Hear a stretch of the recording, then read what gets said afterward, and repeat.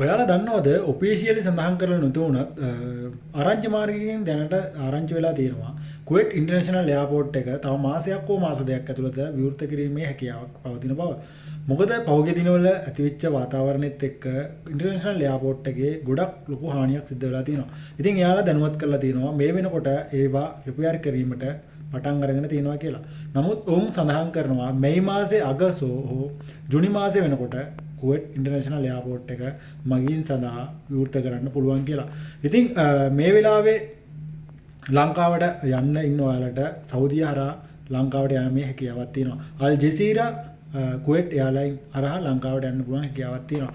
නමුත් හදිස්සියක් නැතුව ඉන්න කෙනෙකුට නම් මේ මාසේ ලබන මාසේ අවසානයේ හෝ ජුනි මාසේ වෙනකොට කුවේට් එයාපෝට් එකෙන්ම ඔයාලට පිටවීමේ හැකියාවක් තියෙන බව උන් සඳහන් කරලා තියෙනවා.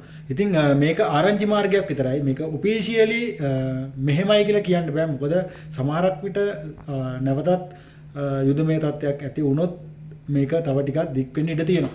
ඒ හින්දා පුළුවන් තරම් කල්පනාකාරීව වැඩ කරන්න සහ ඔයාලට යන්න හදිස්සියක් නැත්තම් තව මාසයක් දෙකක් ඉවසන්න.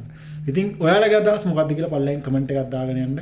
අලුත් අප්ඩේට් එකක් ලැබිච්ච ගමන් එයාපෝට් එක අහවල් දවසේ ඕපන් කරන්න කියලා දැනගත්ත ගමන් අනිවාර්යෙන් වීඩියෝ එකකින් ඔයාලට සඳහන් කරනවා.